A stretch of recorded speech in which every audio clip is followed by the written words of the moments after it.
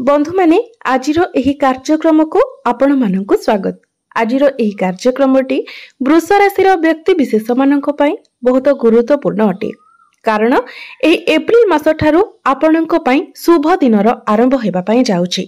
आपणक जीवन रे एक नुआ मोड़ आसीबाको जाउछि, कारण आपण माने जानिछंती 29 मार्च ठारू शनि निजर राशि परिवर्तन करि सारिछंती एवं शनि वृष राशि व्यक्ति विशेष मानक पई जोगकारक ग्रह अटंती।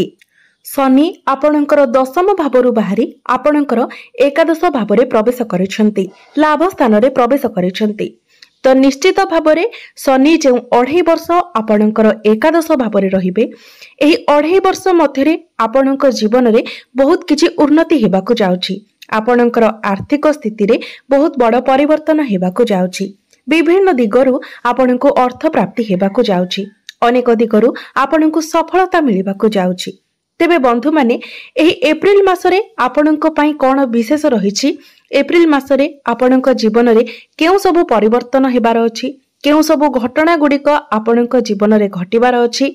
एही एप्रिल मासरे आपणकर स्वास्थ्य, शिक्षा, प्रेम जीवन, वैवाहिक जीवन, भाग्य, क्यारियर एवं व्यापार वाणिज्यर स्थिति किपरि रहिबो से विषय आजिर एही भिडियो रे आमे माने विस्तार भाबरे आलोचना करिबा।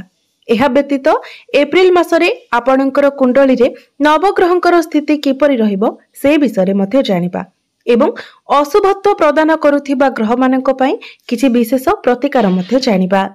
तो बंधु माने सेथि पई आपणकर जदि वृष राशि होई थाए तो वीडियोटी को लाइक करी चैनल टी को सब्सक्राइब करि दियंतु एवं कमेंट बॉक्स रे भक्ति एवं श्रद्धार सहित जय श्री जगन्नाथ निश्चय लिखंतु। तो बंधु माने आसंतु आरंभ करिबा आजिर एही कार्यक्रम को, जहाकी आपणकर जन्म राशि एवं चंद्र राशि उपरे आधारित अटे। तो राशि चक्रर 12 गोटी राशि मध्यरु द्वितीय राशि हेउछि वृष राशि एवं आपणक राशिर अधिपति हेउछन्ति शुक्र।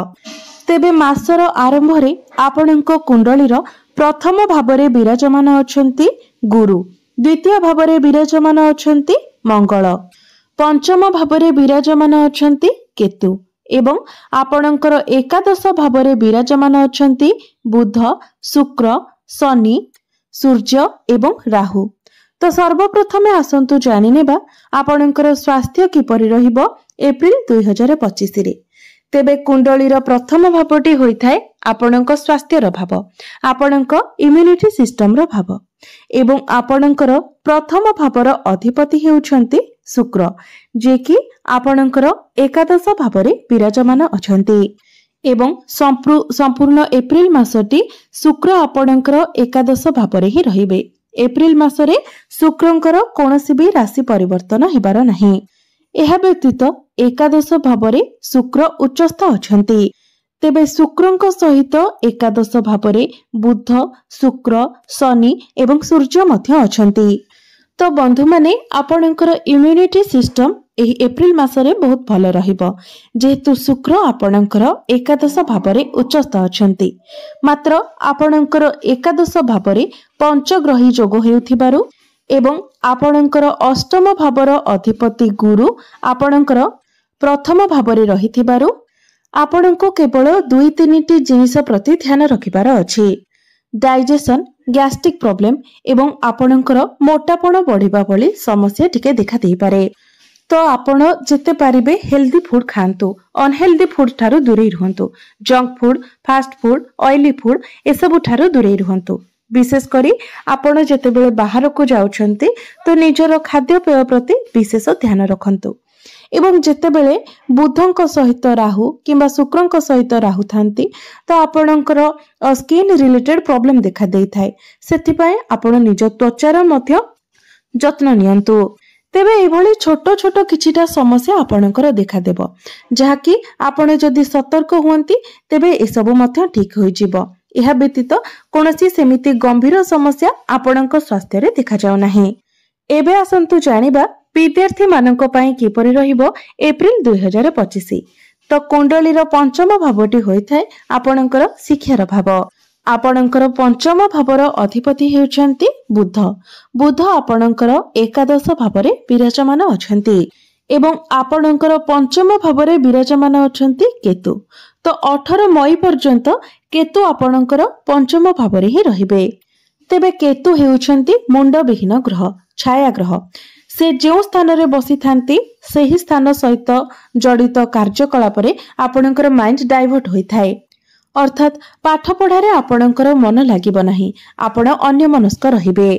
आपण पाठ पढ़ारे जहाँ भी करिवे ताकु नै कि आपण कन्फ्यूज रहिबे जे मु जहाँ भी करूची ताहा मो पई ठीक रहिबो ना नाही। आपणक मध्यरे असंतुष्टिर भावना देखा देबो। तेबे 18 मई को केतु जेतेबेले आपणकर पंचम भावरु बाहरी जिबे तो आपणकर पाठ पढ़ार स्थिति बहुत भल रहिबो। तेबे एप्रिल मासरे जदि आपणकर कोनोसी एग्जाम रहिछि तो बुधंकर दृष्टि जेहेतु आपणकर पंचम भाव उपरे रहुछि तेणु आपणकर एग्जाम ठीक ठाक रहिबो। पाठ पढ़ा आपणकर 60 रु 70% भल रहिबो। मात्र सेथिरे भी आपणक मध्यरे टिके असंतुष्टि देखा देबो। तेबे 18 मई परे आपण निजर पाठ पढ़ारे पॉजिटिव चेंजेस देखिबाकू पाइबे। एवं जदि आपणकर कोनोसी गवर्नमेंट एग्जाम रहिछि तो 15 एप्रिल परे ताहा बहुत भल रहिबो। एबे आसंतु जानिबा आपणकर प्रेम जीवन किपरि रहिबो एप्रिल 2025 रे। तो कुंडलीर पंचम भावटी आपणकर शिक्षार भाव हेबा सहित पंचम भावटी मध्ये होइथाय आपणकर प्रेम जीवनर भाव। एवं आपणकर पंचम भावर अधिपति हेउछंती बुध, जे कि आपणकर एकादश भावरे विराजमान अछंती। आपणकर पंचम भावरे विराजमान अछंती केतु। तो आपणक संपर्क जेते भल होइथिले मध्य आपणक मध्यरे जेते भल अंडरस्टैंडिंग थिले मध्य केतु आपणक मध्यरे मिस अंडरस्टैंडिंग क्रिएट कराइबे। बिना किछि कारण रे ही आपणक मध्यरे जुक्ति तर्क हेबो। मात्र एप्रिल मासरे आपणक राशिर अधिपति बुध एवं पंचम भावर अधिपति शुक्र दुई जण जाक आपणकर एकादश भावरे एकत्र थिबा हेतु एप्रिल मासटी आपणकर प्रेम जीवन पाई बहुत भल रहिबो। तो आपणक मध्यरे जदि भी किछि प्रॉब्लम हुए तेबे इहार कोनोसी भी खराब प्रभाव आपणक प्रेम जीवन उपरे पड़िबो नाही। आपणक मध्यरे बुझामणा बहुत भल रहिबो, फीलिंग्स बहुत भल रहिबो। एप्रिल मासटी आपणकर प्रेम जीवन पाई बहुत ही सपोर्टिव रहिबो। एबे आसंतु जानि नेबा आपणकर वैवाहिक जीवन किपरि रहिबो एही एप्रिल 2025 रे। तो कुंडलीर सप्तम भावटी होइथाय आपणक वैवाहिक जीवनर भाव, आपणक जीवन साथीर भाव। आपणक सप्तम भावर अधिपति हेउछंती मंगल, जे कि आपणकर द्वितीय भावरे विराजमान अछंती। तो वैवाहिक जीवन एप्रिल मासरे आपणकर बहुत भल रहिबो। एवं 5 एप्रिल को मंगल जेतेबेले आपणकर तृतीय भाव को चलन करिवे तो आपणकर लाइफ पार्टनर निजर कैरियर को नेकी छोट मोट यात्रा करि पारंती। तो एप्रिल मासरे आपणकर वैवाहिक जीवन रे कोनोसी भी समस्या देखा जाउ नाही। वैवाहिक जीवन आपणकर बहुत भल रहिबो। एबे आसंतु जानि नेबा सबुठारु महत्वपूर्ण विषय वस्तु आपणकर भाग्य, कैरियर एवं व्यापार वाणिज्यर स्थिति किपरि रहिबो एप्रिल 2025 रे। तो कुंडलीर नवम भावटी होइथाय आपणकर भाग्यर भाव। तो आपणकर नवम भावर अर्थात भाग्य भावर अधिपति हेउछंती शनि, जे कि आपणकर एकादश भावरे विराजमान अछंती। तेबे आपणक पई सबुठारु बड़ कथा हेउछि जे नाही आपणक राशि रे शनि 7.5 चलुछि आ नाही शनि 2.5 चलुछि। आपण संपूर्ण रूप रे शनि दोषारु मुक्त अटंती। तो शनि जेहेतु आपणकर लाभ स्थान रे अछंती एवं आपणक लाभ स्थान रे 5टी ग्रह अछंती। तो एप्रिल मासटी आपणक पई एपरि रहिबो जे हठात करी आपणको बहुत किछि लाभ प्राप्ति हेबो। आपणको एक्स्ट्रा इनकम रो सोर्स मिली पारे। अनेक दिगरु आपण धन रोजगार करि पारंती।